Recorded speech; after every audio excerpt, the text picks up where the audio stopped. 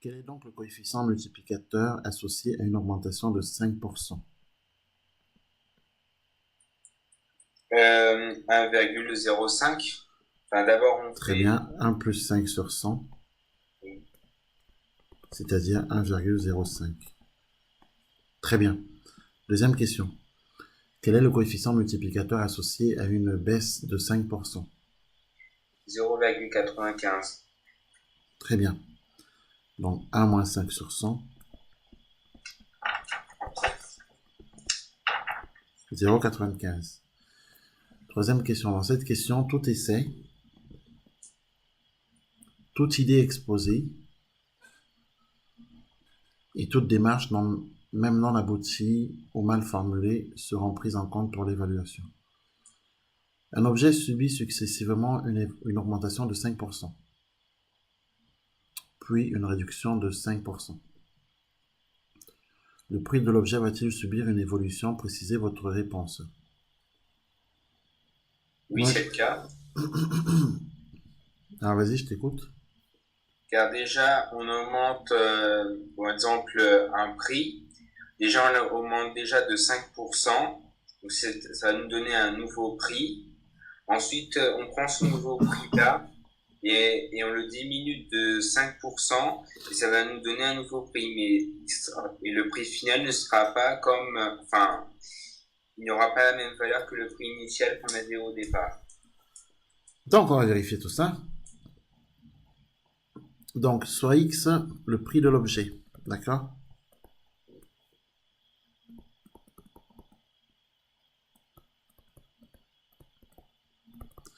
Cet objet subit successivement une augmentation de 5%. Autrement dit, il est augmenté de 5%, donc X facteur de 1 plus 5 sur 100. Puis, il est réduit de 5%, donc facteur de 1 moins 5 sur 100. Autrement dit, dans un premier temps, cet objet subit une augmentation de 5%, donc on va le multiplier par 1,05. Et tout cet ensemble, le nouveau prix, subira à son tour une réduction de 5%, donc on multipliera tout cet ensemble par 0,95. Et est-ce que, en ayant fait ceci, on retrouve X, c'est-à-dire le prix de l'objet? Alors, il faut prendre sa calculatrice, faire le calcul, notamment 1,05 fois 0,95, ça donne quoi? Attendez, je regarde.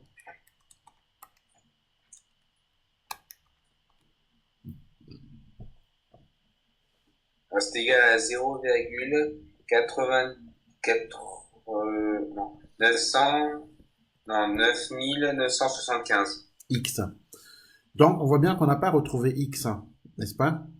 Oui, Donc, ça prouve bien que augmenter un objet, augmenter une valeur de 5%, puis la réduire de 5%, ne redonne pas la valeur initiale. Hein. Sinon, autrement, on aurait trouvé X. oui. Voilà. Donc, le prix de l'objet va-t-il subir une évolution? Oui. La réponse c'est oui. Le prix de l'objet va subir une évolution. Si c'était pas le cas, normalement, on aurait dû retrouver X, un. X, tout à fait.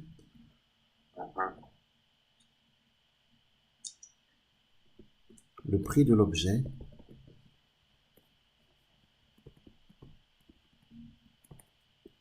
va subir une évolution.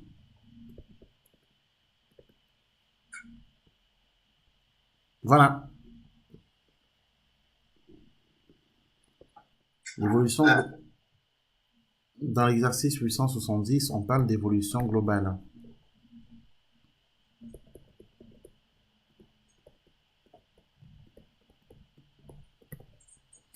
On fait subir successivement à une valeur une augmentation de son prix, 20%, puis une réduction de 10%. Donnez la nature de l'évolution globale subie par cette valeur et son pourcentage associé. Donc si je prends une valeur V, d'accord? oui. et que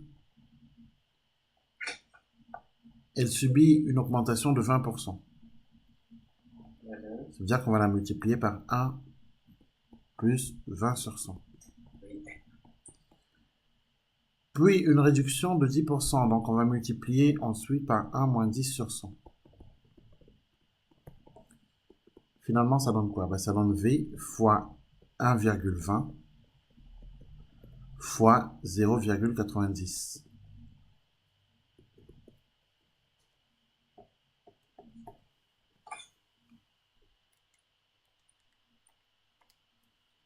Ça fait 1,08 V. Oui, c'est ça. Donc, l'évolution est une augmentation car 1,08 est supérieur à 1.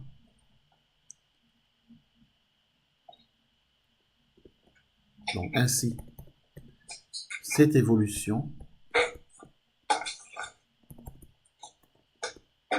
est une augmentation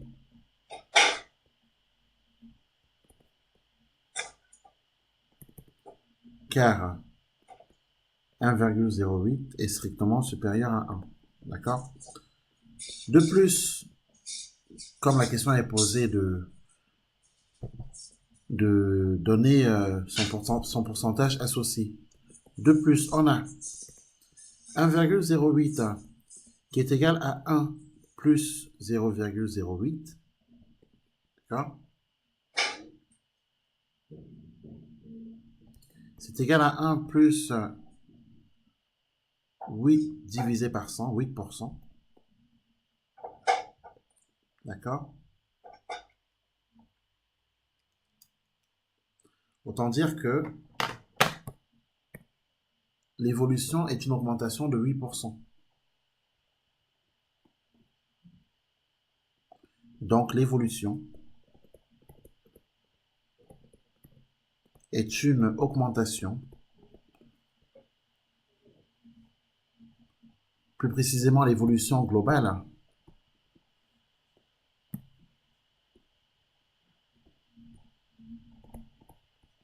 est une augmentation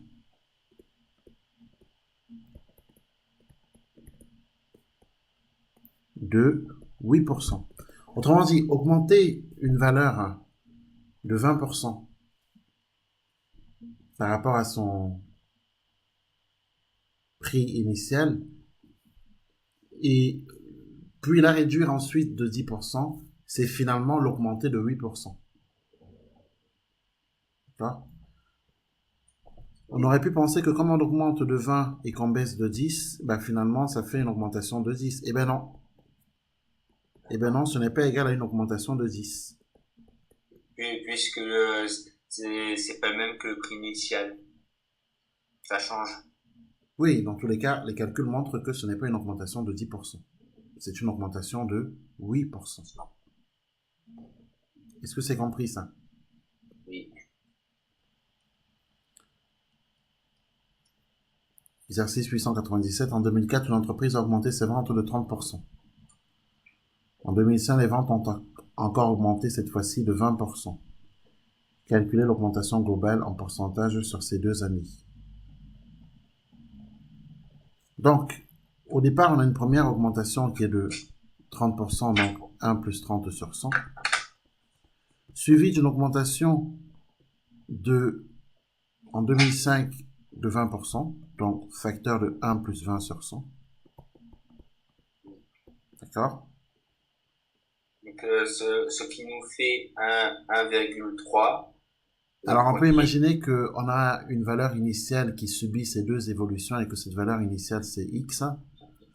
Alors, dans un premier temps, on peut imaginer que la première évolution, bien sûr, c'est 1 plus 30 sur 100, c'est ce qu'on a dit.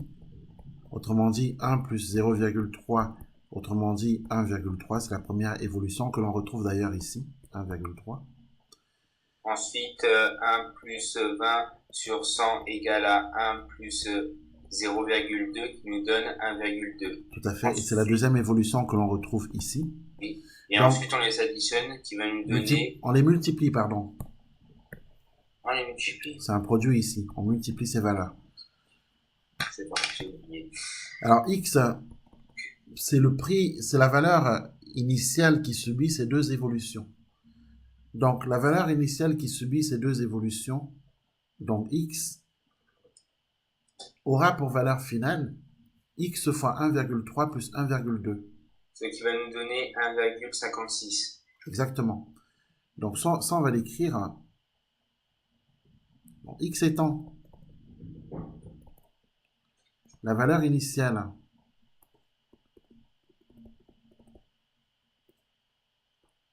subissant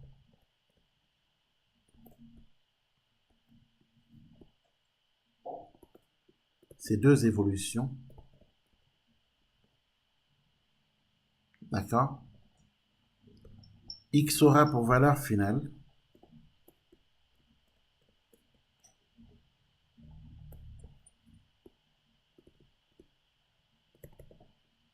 X fois 1,3 fois 1,2, ce qui est égal à 1,56x. Et c'est ce coefficient global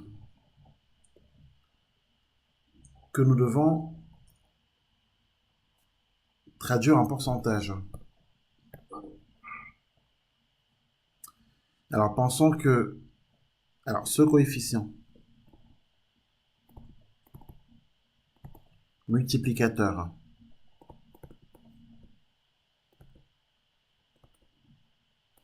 admet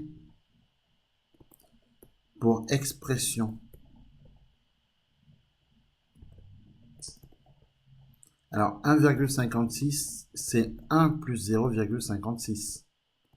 Oui. Donc c'est 1 plus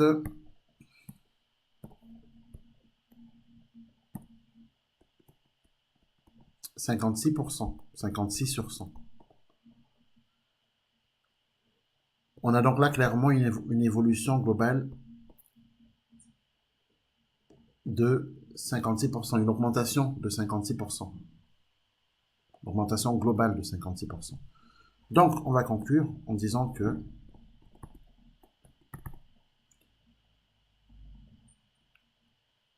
ainsi, ces deux évolutions successives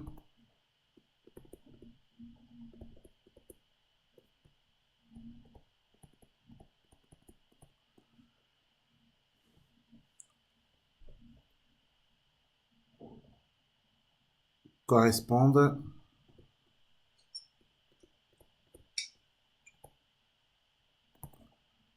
à une augmentation globale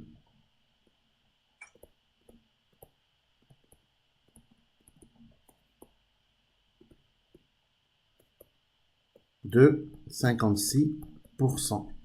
Voilà qui termine nos applications.